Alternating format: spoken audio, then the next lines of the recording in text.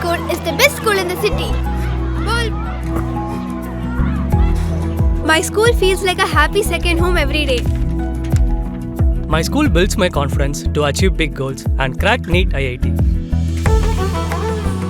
My school helps me discover my talent beyond books.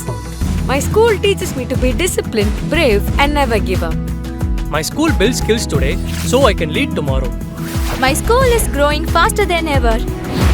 Our new location, Ainavaram, Tambaram, Bengaluru, Tirupati, Velamal Nexus.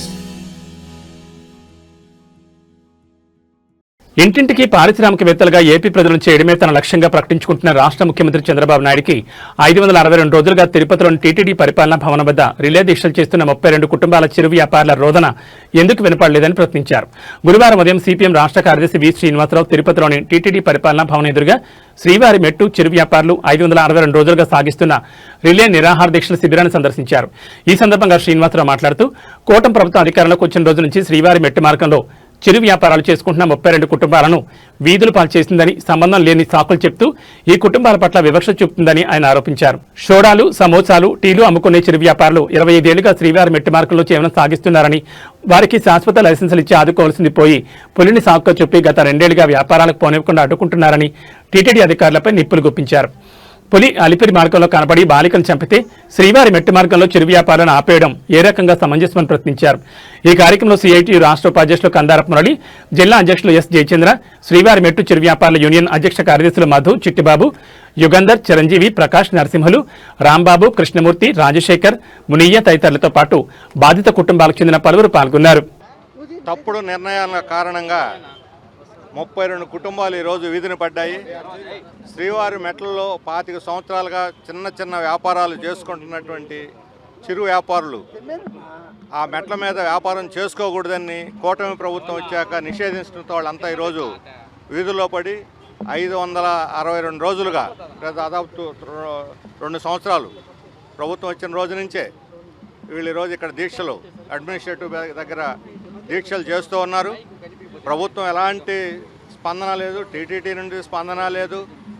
ఈరోజు వీళ్ళు కానీ ఆ దీక్షలు చేయకుండా ఎవరి పని వాళ్ళ ఇళ్లలో కూర్చున్నారు అనుకుంటే ఇమ్మీడియట్గా వాళ్ళ పనులన్నీ అమ్ముకోవాలని ఒక స్వార్థ బుద్ధితో, ఒక కుట్ర బుద్ధితోటి అమాయకులైనటువంటి సాధారణ ప్రజల్ని బలి తీసుకోవడానికి ఈరోజు టీటీడీ రాష్ట్ర ప్రభుత్వం సిద్ధపడింది. ముఖ్యమంత్రి గారు ఈ జిల్లా వారు ఆయన అందులో రోజు టీటీడీని గురించే మాట్లాడుతూ ఉంటారు. కానీ ఏళ్ల సమస్య వాళ్ళ దృష్టిలో ఉందో లేదో కూడా తెలియనటువంటి పరిస్థితి.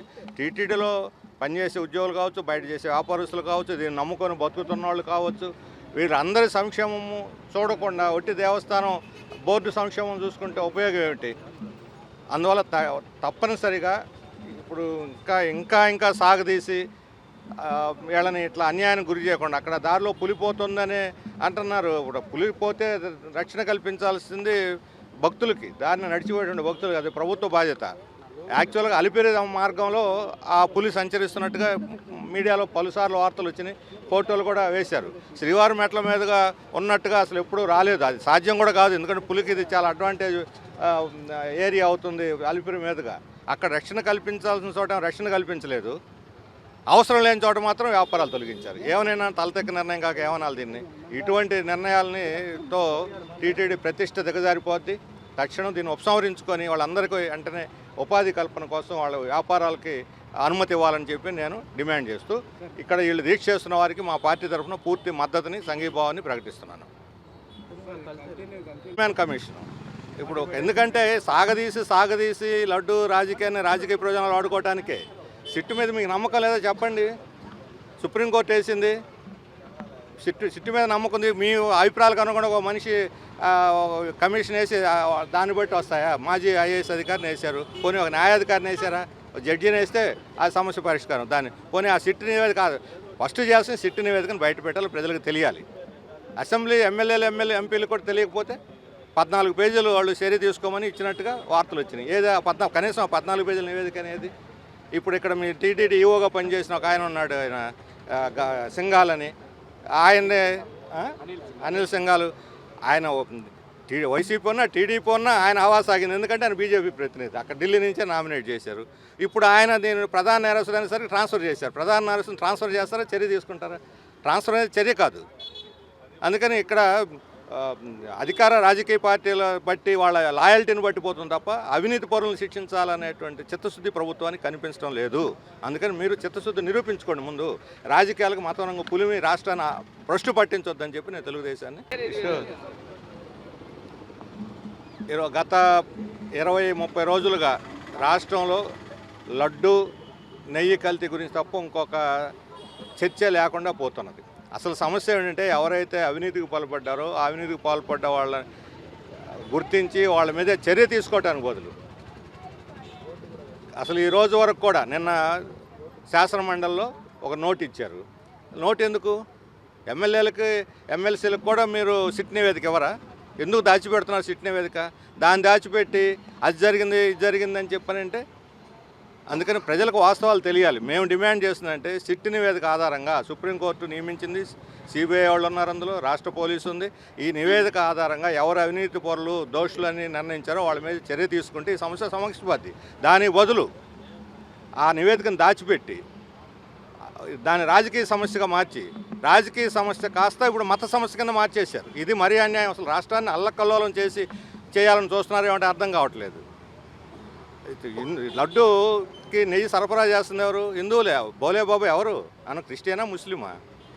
సరఫరా చేసేవాళ్ళు కాంట్రాక్టర్లు హిందువులు, ఇక్కడ తయారు చేసేవాళ్ళు హిందువులు. ఇంతమంది కళ్ళు కప్పి మాయం చేసేసారా? ఒకవేళ కల్తీ కళ్ళులో దాంట్లో కల్తీ నెయ్యిలో తప్పు చేసిన వాళ్ళు మొదటేమన్నారు జంతు ఇది కలిసిందన్నారు. ఇప్పుడేమన్నారు? నిన్న ఈరోజు పేపర్లు అన్నింటిలో కూడా వచ్చింది రసాయనాలు కలిసాయి, లేకపోతే అవి కలిసాయి ఈ కలిసాయి అన్నారు. జంతుకు ప్రస్తావన లేదు. అంటే ఉద్దేశపూర్వకంగా చెప్పి ప్రజల యొక్క ముఖ్యంగా భక్తుల యొక్క మనోభావాలను దెబ్బతీస్తే ఎవరు నష్టపోతారు? భక్తులు గాయపడరా? అందుకని దీంట్లో మతాన్ని చూపించి హిందువులు గాయపడ్డారు, లేకపోతే క్రిస్టియన్ నువ్వు ఒక శాసన పీఠం మీద కూర్చున్నాను క్రిస్టియను, లేకపోతే ఇంకొక ఆయన ముస్లిం, ఇంకో అయితే దీన్ని బట్టి ఉంటాయి రాజకీయాలు. అదే ఇంకొకళ్ళు వచ్చి నువ్వు ముఖ్యమంత్రిగా నువ్వు పలానా కులం మిగతా కులాలందరికీ నువ్వు వ్యతిరేకం అంటే ఒప్పుకుంటారా? ఒక ముఖ్యమంత్రి కులాన్ని బట్టి ఒక ముఖ్యమంత్రి మతాన్ని బట్టి విధానాలు ఉంటాయా? విధానాలను బట్టి సమస్యలు ఉంటాయా? విధానాల గురించి మాట్లాడకుండా అవినీతిని దాచిపెట్టి అవినీతిని ఇప్పుడు వెనకపోయింది. అవినీతి వెనకపోయి రాజకీయాలు వచ్చి రాజకీయాలను కూడా మతం కప్పేస్తుంది. మన రాష్ట్రంలో లౌకిక రాష్ట్రం. తెలుగుదేశం పార్టీ ఇప్పటిదాకా మాకు గౌరవం ఉంది, లౌకిక విధానాలు కట్టుబడి ఉందని. ఇప్పుడు లౌకికవాదానికి స్వచ్ఛ చెప్పి వాళ్ళు ఆర్ఎస్ఎస్ని మించినటువంటి ఈ పద్ధతిలో మతాన్ని రాజకీయ రంగు పులిమి మతానికి దీన్ని స్వార్థ రాజకీయాలకు వాడుకోవడం అనేది చాలా సరైనది కాదు. రాష్ట్ర వినాశనానికి దారితీస్తుంది. వాళ్ళు వైఖరి మార్చుకొని సమస్య కూడా అవినీతి పరులను బయట పెట్టండి, వాళ్ళని శిక్షించండి, మేము మద్దతు ఇస్తాం.